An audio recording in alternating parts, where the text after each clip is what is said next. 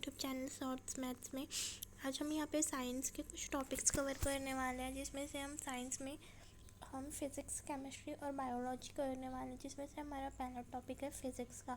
तो फिज़िक्स में आज हम देखते हैं कि हमारे सिलेबस में क्या क्या है जो आज हम कवर करने वाले हैं। तो चलिए शुरू करते हैं। देखते हैं कि हमारा यहाँ पे हमारे फिज़िक्स का टॉपिक है। यहाँ पे फिज़िक्स भौतिक विज्ञान दिया हुआ है, जिसमें से हम यहाँ पे पढ़ने वाले हैं ध्वनि के यहाँ पे टॉपिक दिए हुए हैं जो हम ध्वनि में पढ़ने वाले हैं। फिर गति, फिर बल, फिर प्रकाश का अपवर्तन, मानव नेत्र, ऊर्जा के स्रोत, मापन, बल एवं दाब, गुरुत्वाकर्षण, विद्युत एवं चुंबकत्व, कार्य ऊर्जा एवं शक्ति, ऊष्मा का तापमान, प्रकाश का परावर्तन। हम यहाँ पे इस तरह के 12 टॉपिक्स करने वाले हैं।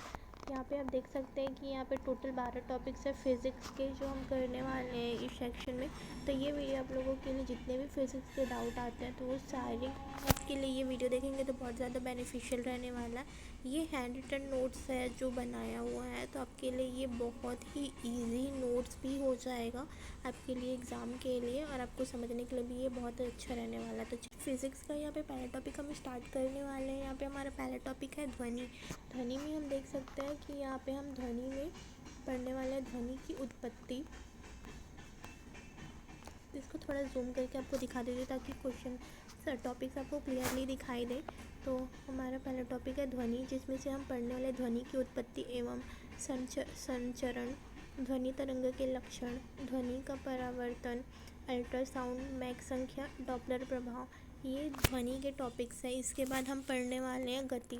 तो यहाँ पे आप देख सकते हैं कि गति के भी यहाँ पे दिए हुए हैं, गति के प्रकार, गति के समीकरण, चाल और वेग, त्वरण, प्रक्षेप गति। तो ये हम इसके बाद पढ़ने वाले हैं ध्वनि के बाद। तो यहाँ पे हम पहला टॉपिक यहाँ पे पढ़ने वाले हैं ध्वनि। तो अगर आप चाहते हैं कि आप पूरे नोट्स प्रॉपर बनाते हुए चलें तो आप यहाँ पे देख लीजिए, या आप इसके स्क्रीनशॉट लेके आप लिख सकते हैं, या फिर वीडियो को पॉज करके भी आप यहाँ पे स्क्रीनशॉट ले सकते हैं। आप नोट्स में कवर करते जाइए ताकि आपके लिए ये बहुत बेनिफिशियल रहे। और अगर आपको इस वीडियो का PDF चाहिए तो मुझे कमेंट में बताइए, मैं इस वीडियो का PDF भी आपको दे दूँगी। तो चलिए शुरू करते हैं। तो यहाँ पे हमारा पहला टॉपिक है साउंड। हम यहाँ से स्टार्ट कर रहे हैं। तो यहाँ पे साउंड का आप डेफिनेशन देख सकते हैं। ध्वनि, साउंड को हम हिंदी में ध्वनि बोलते हैं। ध्वनि ऊर्जा का ही एक रूप है। ध्वनि हमेशा कंपन से उत्पन्न होती है। बिना कंपन के ध्वनि उत्पन्न नहीं हो सकता। मतलब कोई भी वस्तु है वो अपनी जगह में वाइब्रेट करेगी, एक जगह से दूसरी जगह ऐसे कंपन करेगी, तभी उसमें से साउंड उत्पन्न होता है। तो यहाँ पे हम देख सकते हैं कि वाइब्रेशन, कंपन क्या होता है। वस्तु के आगे या पीछे होने की गति को कंपन या दोलन कहता है। तो यहाँ पे देखिए कंपन और दोलन में क्या डिफरेंस है। कंपन और दोलन समान है, सिवाय इसके कि कंपन की आवृत्ति उच्च होती है जबकि दोलन की आवृत्ति बहुत कम होती है। इसलिए दोलन ध्वनि उत्पन्न नहीं कर सकता है। पिंड के कंपन से ध्वनि उत्पन्न होती है। जब पिंड है, कोई भी वस्तु है, अगर वो वाइब्रेट कर रही है तो ही उससे साउंड प्रोड्यूस होता है। अगर वो वाइब्रेट नहीं करेगी तो उससे साउंड नहीं होगा, नहीं निकलेगा। तो ध्वनि का संचरण यहाँ पे आप देख सकते हैं। ध्वनि का संचरण क्या होता है। ध्वनि का एक स्थान से दूसरे स्थान तक पहुँचना ध्वनि का संचरण कहलाता है। अगर ध्वनि, हम यहाँ से ध्वनि निकल रही है, यहाँ से ध्वनि निकल कर किसी दूसरे स्थान तक पहुँच रही है, तो वह ध्वनि का संचरण कहलाता है। नेक्स्ट है यहाँ पे, जैसे ही कण कंपन करते हैं वे आसपास के कणों को स्थानांतरित करते हैं और ध्वनि को माध्यम में आगे प्रसारित करते हैं। ध्वनि एक तरंग के रूप में प्रसारित होती है। तरंग एक गति करता हुआ कंपन है जो पदार्थ के माध्यम से प्रसारित होता है। अगर किसी भी पदार्थ को कि उसके कण बहुत ही सूक्ष्म होते हैं, वो ऐसे नॉर्मली दिखाई नहीं देता है, तो वो ऐसे जो कण अपनी जगह में वाइब्रेट करते रहते हैं, तो अगर वो अपनी जगह में वाइब्रेट करेंगे तो उससे साउंड प्रोड्यूस होगा। तो यहाँ पे आप देख सकते हैं कि, चलिए देखते हैं कि तरंग वेव क्या होती है। तो तरंगे 2 प्रकार की होती है, विद्युत चुंबकीय तरंगे और यांत्रिक तरंगे। तो यहाँ पे आप इसका स्क्रीनशॉट भी ले सकते हैं। चलिए मैं आपको इसको समझा देती हूँ कि क्या होती है। विद्युत चुंबकीय तरंगे होती है, इसको इलेक्ट्रोमैग्नेटिक वेव कहते हैं, और यांत्रिक तरंगे को मैकेनिकल वेव कहते हैं। विद्युत चुंबकीय तरंगे निर्वात में संचरण कर सकती है, जबकि यांत्रिक तरंगे निर्वात में गति नहीं कर सकती है। इसके लिए यांत्रिक तरंगों के लिए किसी गति करने के लिए किसी माध्यम की आवश्यकता होती है, जैसे ठोस, द्रव, गैस। ये माध्यम होते हैं ध्वनि के संचरण के लिए। बल्कि विद्युत चुम्बकीय तरंगें होती है वो निर्वात में बहुत अच्छी तरह से गति कर सकती है। विद्युत और चुंबकीय क्षेत्रों के दोलन के रूप में प्रसारित होने वाली तरंगें होती है। विद्युत चुम्बकीय तरंगें प्रसार के लिए माध्यम की आवश्यकता नहीं होती। जैसे कि मैंने अभी बताया आपको कि इनके प्रसार के लिए किसी भी माध्यम की आवश्यकता नहीं होती। विद्युत चुम्बकीय तरंगें, जितनी भी तरंगें होती है विद्युत चुम्बकीय तरंगें, वे अनुप्रस्थ तरंगें होती है। अब यांत्रिक तरंग के बारे में देखते हैं। यांत्रिक तरंगें होती है जो निर्वात में गति नहीं कर सकती है। इन्हें गति करने के लिए माध्यम की आवश्यकता होती है। एक यांत्रिक तरंग एक तरंग है जो पदार्थ का एक दोलन है और एक माध्यम के माध्यम से ऊर्जा के हस्तांतरण के लिए जिम्मेदार है। प्रसार के लिए माध्यम की आवश्यकता होती है। यांत्रिक तरंग के प्रसार के लिए माध्यम की आवश्यकता होती है, जैसे ठोस, द्रव, गैस मैंने बताया। चलिए आगे देखते हैं। यांत्रिक तरंगे देखिए, यहाँ पे यांत्रिक तरंगे दो प्रकार की होती है, अनुप्रस्थ तरंगे और अनुदैर्घ्य तरंगे। तो यहाँ पे चलिए हम यांत्रिक तरंगे का अनुप्रस्थ और अनुदैर्घ्य तरंगे के बारे में जानते हैं। अनुप्रस्थ तरंग और अनुदैर्घ्य तरंग। अनुप्रस्थ तरंगों को ट्रांसवर्सिव वेव कहते हैं और अनुदैर्घ्य तरंगों को लॉन्गिट्यूडल वेव कहते हैं। अनुप्रस्थ तरंग माध्यम के कण तरंग संचरण की दिशा के लंबवत दोलन करते हैं। तो यहाँ पे आप देख सकते हैं कि यहाँ पे अनुप्रस्थ तरंग की देखिए यहाँ पे आयाम, और यहाँ पे जो है कण जो है जिस माध्यम में इसका जो डायरेक्शन है वो उसी माध्यम में ऐसे ऊपर नीचे इसकी आयाम और आवृत्ति आप देख सकते हैं कैसी होती है। तो तरंग की गति माध्यम के लंबवत होगी। जैसे इसका एग्जाम्पल है प्रकाश। ये माध्यम जिस माध्यम में उसी माध्यम के लंबवत गति करेंगे। इनके बीच का 90 अंश का कोण बनता है। जैसे कि यहाँ पे आप देख सकते हैं, यहाँ पे कण की दिशा और तरंग की दिशा दोनों के बीच में 90 अंश का कोण बनता है। तो थीटा का यहाँ पे मान हो जाएगा 90 अंश। और यहाँ पे अनुदैर्घ्य तरंगे, जैसे यहाँ पे ये प्रकाश है, अनुप्रस्थ तरंग का एग्जाम्पल प्रकाश है, वैसे ही अनुदैर्घ्य तरंग का एग्जाम्पल है साउंड, स्प्रिंग। तो यहाँ पे माध्यम के कण तरंग संचरण की दिशा के अनुदिश दोलन करता है। अनुदिश मतलब ये जिस दिशा में जिसका डायरेक्शन रहेगा, जिस दिशा में ये होगा उसी दिशा में कण गति करेगी। चलिए इसके बारे में देखते हैं। लॉन्गिट्यूडनल वेव, यहाँ पे आप देख सकते हैं कण की दिशा और तरंग की दिशा दोनों एक ही दिशा में होती है, इसलिए इनके बीच का कोण थीटा 0 का होता है। यहाँ पे कण कहीं पे कण की दिशा और तरंग की दिशा यहाँ पे बहुत ज़्यादा पास होती है, कहीं पे बहुत ज़्यादा दूर होगी, कहीं पे बहुत ज़्यादा पास होगी।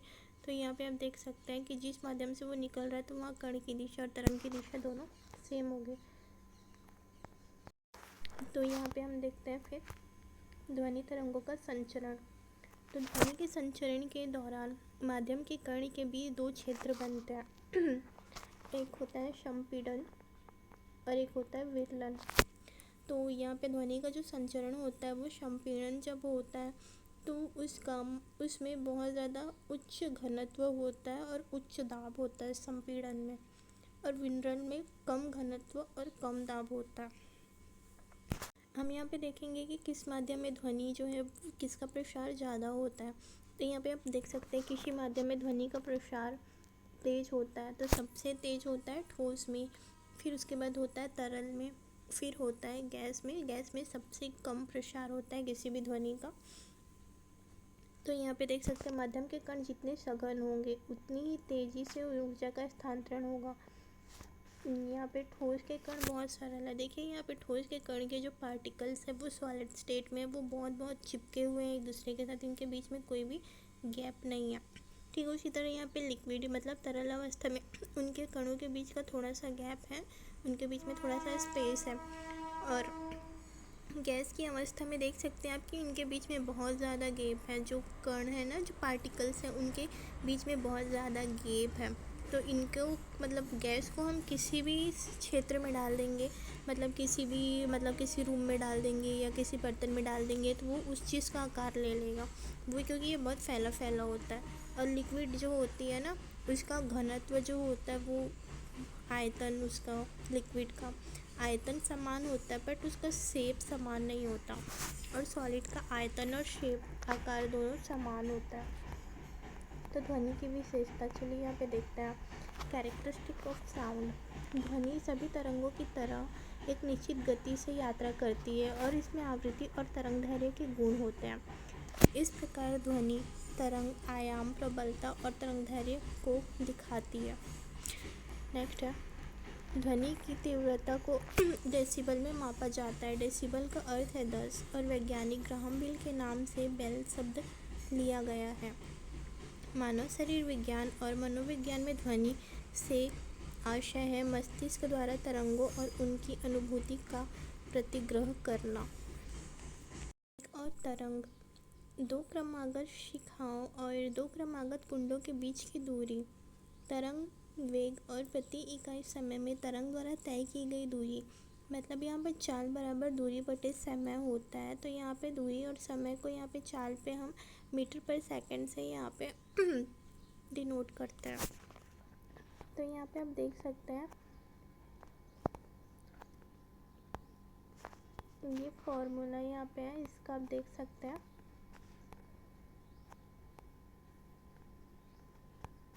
चाल यहाँ पे V W is equal to speed of sound, F is equal to frequency है और L is equal to wavelength, lambda equal to wavelength है। तो यहाँ पे तरंगदैर्घ्य लैम्डा के बारे में जानते हैं कि क्या होता है वेवलेंथ। दो क्रमिक सिराओं के बीच की दूरी या दो क्रमिक गर्तों के बीच की दूरी को तरंग की तरंगदैर्घ्य कहा जाता है। तरंगदैर्घ्य होता है lambda is equal to 1/f। F और लैम्डा के बीच संबंध व्युत्क्रमानुपाती या प्रतिलोम होता है। आवृत्ति जितनी अधिक होगी ध्वनि तरंग का तरंगदैर्घ्य उतना ही कम होगा।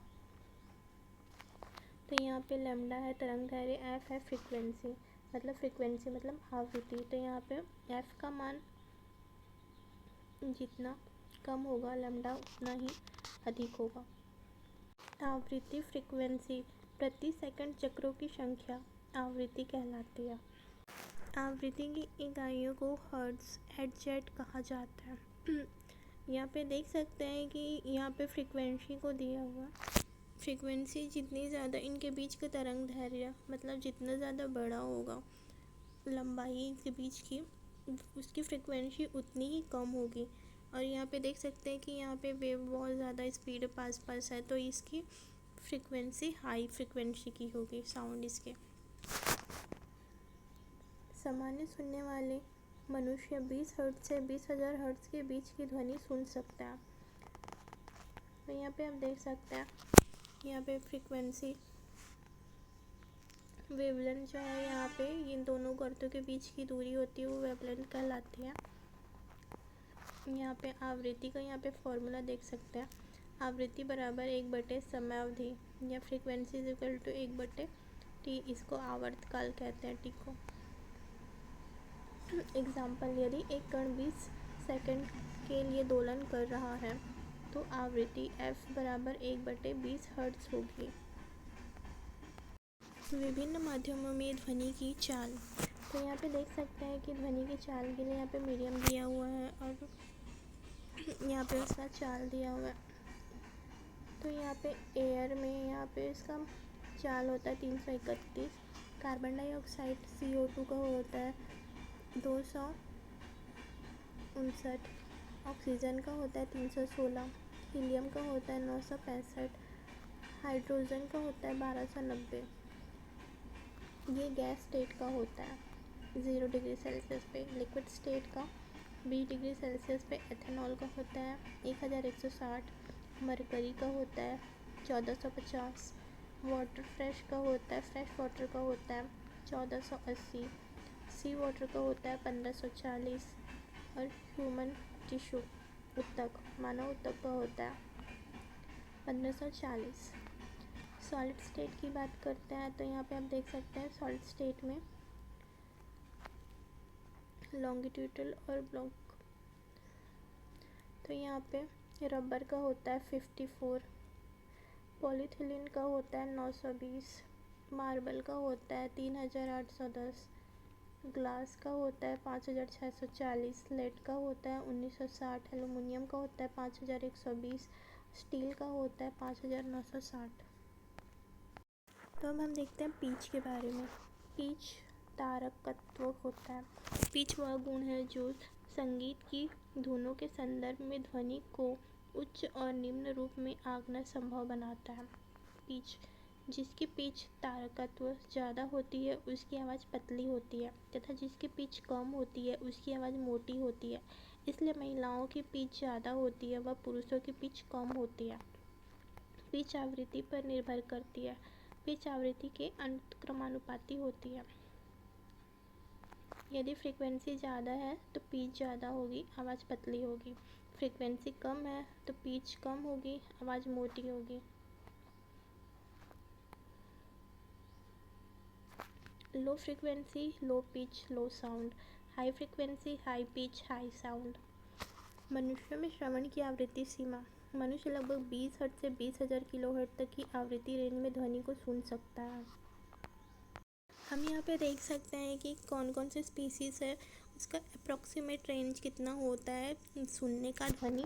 तो मानव का 64 से 23,000, कुत्ता का 67 से 45,000, बिल्ली का 45 से 64,000, गाय का 23 से 35,000, घोड़ा का 55 से 33,500, भेड़ का 100 से 30,000, खरगोश का 360 से 42,000, चूहा का 200 से 76,000, चमगादड़ का 2,000 से 11 लाख और बैलिन मेल का होता है 10 से 31,000, हाथी का होता है 15 से 12,000, उल्लू का होता है 200 से 12,000, मुर्गी का होता है 125 से 2,000।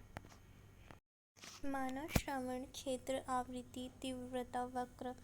वार्तालाप क्षेत्र मानव द्वारा सबसे अधिक उपयोग की जाने वाली ध्वनियों की श्रेणी को प्रदर्शित करता है। जानवर और इंफ्रासाउंड। जानवर भूकंप से उत्पन्न होने वाले इंफ्रासोनिक भूकंप ध्वनि तरंगों का पता लगाने में सक्षम होते हैं और इसलिए कुछ जानवर भूकंप से पहले परेशान हो जाते हैं और एक अलग तरीके से व्यवहार करना शुरू कर देते हैं। अल्ट्रासाउंड क्या होता है देखते हैं। अल्ट्रासाउंड ध्वनि तरंगे हैं जिनकी आवृत्ति मानव श्रवण की ऊपरी श्रव्य सीमा से अधिक होती है। अल्ट्रासाउंड डिवाइस 20 किलोहर्ट्ज से लेकर कई गीगाहर्ट्ज तक की आवृत्तियों के साथ काम करते हैं।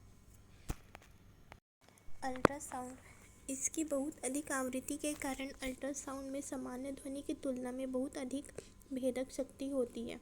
इसका उपयोग समुद्र के नीचे की वस्तु और मानव शरीर के अंदर के अंगों का पता लगाने के लिए किया जाता है। अल्ट्रासाउंड का अनुप्रयोग। तो यहाँ पे आप देख सकते हैं आंतरिक दरारें या छिद्र आदि अल्ट्रासाउंड को आर पर गुजरने नहीं देती बल्कि तरंगों को वापस परावर्तित करती है। डायग्नोस्टिक्स अल्ट्रासाउंड, जिसे सोनोग्राफी भी कहा जाता है, एक इमेजिंग विधि है जो शरीर के भीतर संरचनाओं की विधियों का उत्पादन करने के लिए ध्वनि तरंगों का उपयोग करती है। आयाम एम्पलीट्यूड। ध्वनि का आयाम ध्वनि दाब की ताकत या स्तर है। इसकी एम्पलीट्यूड जो इसकी हाइट होती है ना, वो किसी ध्वनि की छोटी होती है, किसी की लंबी होती है, ऊंची होती है। ये इसमें दिखाया गया है जैसे इमेज में आप देख सकते हैं। प्रबलता लाउडनेस। प्रति सेकंड कान तक पहुंचने वाली ध्वनि ऊर्जा के मापन को प्रबलता कहते हैं। प्रबलता अनुक्रमानुपाती होता है आयाम स्क्वायर के। इसे डेसिबल में मापा जाता है। 80 डेसिबल से ऊपर की आवाज़ शारीरिक रूप से दर्दनाक शोर हो जाती है। ध्वनि तीव्रता स्तर और तीव्रता यहाँ पे देख सकते हैं 0 डेसिबल होता है, 10 decibel breath, 20 decibel rustle of leaves, 30 decibel whisper, 40 decibel refrigerator, 50 decibel rain, 60 decibel chat moderate होता है इतना। यहाँ पे और देख सकते हैं आप साउंड की 70 डेसिबल कार से होती है जो लाउड होती है, फिर उसके बाद वेरी लाउड होती है ट्रक की, हेयर ड्रायर की, हेलीकॉप्टर की, फिर एक्सट्रीमली लाउड होती है। यहाँ पे आप देख सकते हैं विभिन्न कारकों का ध्वनि की चाल पर प्रभाव। तो यहाँ पे देख सकते हैं टेम्परेचर का ध्वनि पर क्या प्रभाव पड़ता है। जब ताप बढ़ाया जाता है तो इसका वेग बढ़ जाता है, जब ताप कम होता है तो ध्वनि का वेग कम हो जाता है। और जब घनत्व बढ़ाया जाता है तो ध्वनि की चाल कम हो जाती है, और जब घनत्व कम होता है तो ध्वनि की चाल बढ़ जाती है। आर्द्रता ह्यूमिडिटी, जब आर्द्रता बढ़ती है तो घनत्व कम हो जाता है और ध्वनि की चाल बढ़ जाती है। जब आर्द्रता ह्यूमिडिटी कम हो जाती है तब इसका घनत्व बढ़ जाता है और ध्वनि की चाल कम हो जाती है। ध्वनि का परावर्तन देखते हैं। रिफ्लेक्शन ऑफ लाइट साउंड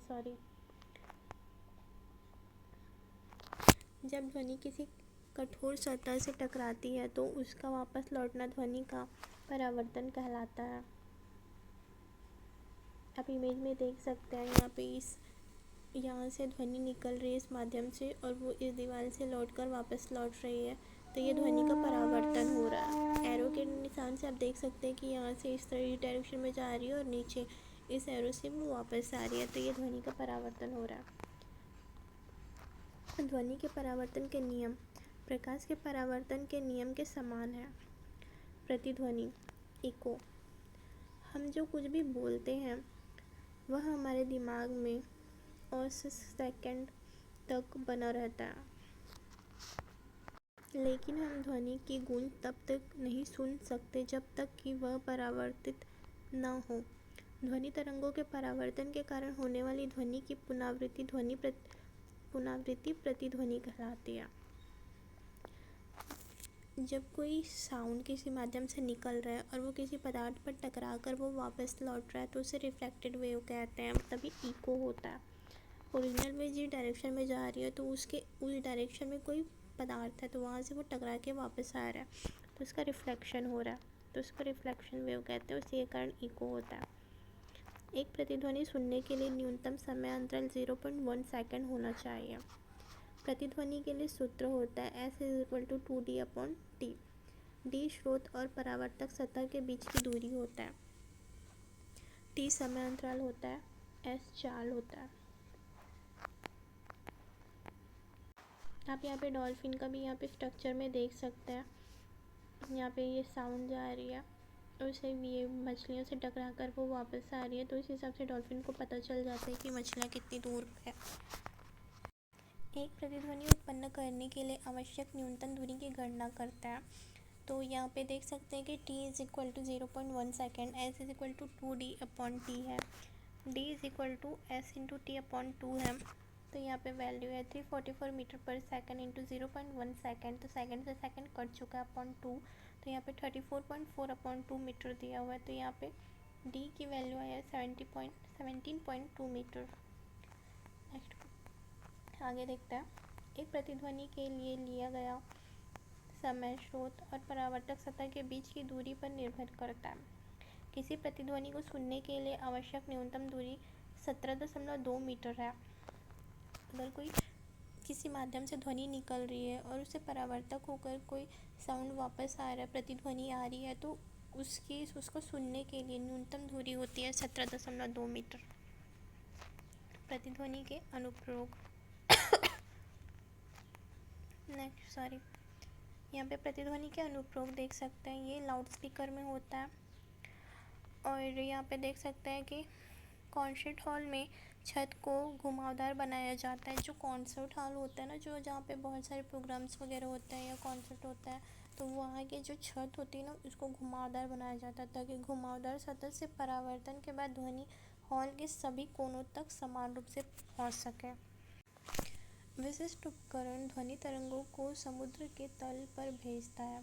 और मापता है कि एक प्रतिध्वनि को वापस आने में कितना समय लगता है। सोनार।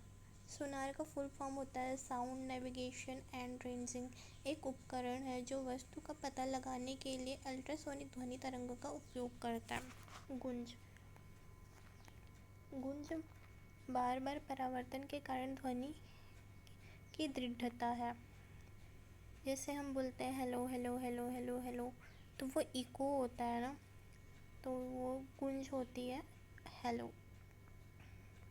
आप यहाँ पे इमेज में देख सकते हैं कि वो बार बार लौट के आ रही है, लौट के आ रही है, लौट के आ रही है, इस व्यक्ति तक इको होके पहुँच रही है, तो वो होता है गूंज। हम डॉपलर प्रभाव देखते हैं यहाँ पे। डॉपलर प्रभाव व डॉपलर शिफ्ट एक पर्यवेक्षक के संबंध में एक तरंग की आवृत्ति में परिवर्तन है जो तरंग स्रोत के सापेक्ष गतिमान है। इसे डॉपलर प्रभाव कहता है। उदाहरण के लिए सायरन बजते हुए आपके पास से गुजरने वाली एम्बुलेंस डॉपलर प्रभाव का एक सामान्य प्रदर्शन है। जैसे ही अगर एक व्यक्ति खड़ा है, उसके पास से एक एम्बुलेंस गुजर रही है, तो उसके लिए उसकी फ्रिक्वेंसी जब तक वो एम्बुलेंस है वहाँ पे तब तक के लिए उसके लिए हाई रहेगी। वहाँ से गुजर जाएगी तो उसके लिए फ्रिक्वेंसी लो हो जाएगी, परंतु जिस व्यक्ति के पास वो पहुँच रही है उस व्यक्ति के लिए उसकी फ्रिक्वेंसी हाई हो जाएगी। आप यहाँ पे डॉपलर इफेक्ट का यहाँ पे देख सकते हैं एग्जाम्पल, ये इमेज के माध्यम। ध्वनि तरंगों का संचरण। कंपन के माध्यम से ध्वनि का प्रसार होता है। कणों के बीच ऊर्जा के स्थानांतरण के दौरान कुछ मात्रा में ऊर्जा का ह्रास होता है। यहाँ पे आप इमेज से देख सकते हैं, आपको समझ में आएगा इमेज। अब हम देखते हैं मैक संख्या, मैक नंबर। तो मैक संख्या होता है ना, इसका मैक संख्या का रेशियो होता है ऑब्जेक्ट का speed upon object of speed of sound. तो इसको हम मैक नंबर बोलते हैं, मैक संख्या। सबसोनिक होता है मैक संख्या का मान अगर मैक संख्या का मान 1 से कम हो। ट्रांसोनिक मैक होता है 1। सुपरसोनिक होता है मैक संख्या का मान 1 से ज़्यादा होता है, और हाइपरसोनिक होता है मैक संख्या का मान 5 से ज़्यादा होता है। सोनिक बूम सोनिक बूम कहता है जब किसी चीज़ की रफ्तार ध्वनि से ज़्यादा तेज होती है तो उसे सुपरसोनिक रफ्तार कहते हैं। यानी जब कोई चीज़ 332 मीटर पर सेकंड की रफ्तार से भी तेज गति से चलती है तो इसकी रफ्तार को सुपरसोनिक स्पीड कहता है। अगर किसी एयरक्राफ्ट की रफ्तार 1225 किलोमीटर प्रति घंटा से ज़्यादा तेज है तो वह सोनिक बूम उत्पन्न करता है। तो यहाँ पे आपके लिए क्वेश्चन है, डैश कंपन वाला भाग है जो हमें बोलने में सक्षम बनाता है। तो यहाँ पे इसका आंसर है ध्वनि रज्जु।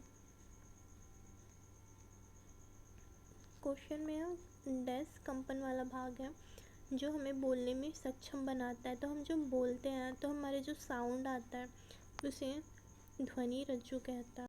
यहाँ पे हम कुछ क्वेश्चंस करने वाले हैं इससे रिलेटेड जो हमने अभी तक पढ़ा है साउंड से। तो यहाँ पे हम चलिए स्टार्ट करते हैं। डैश यांत्रिक तरंगे का उदाहरण है, तो इसका आंसर है ध्वनि तरंगे। नेक्स्ट क्वेश्चन देखते हैं। माध्यमों, एक जल है, दूसरा इस्पात है, तीसरा नाइट्रोजन में ध्वनि की चाल को आरोही क्रम में रखिए। तो इसमें आरोही मतलब बढ़ते क्रम में रखना है। तो सबसे ज़्यादा ध्वनि की चाल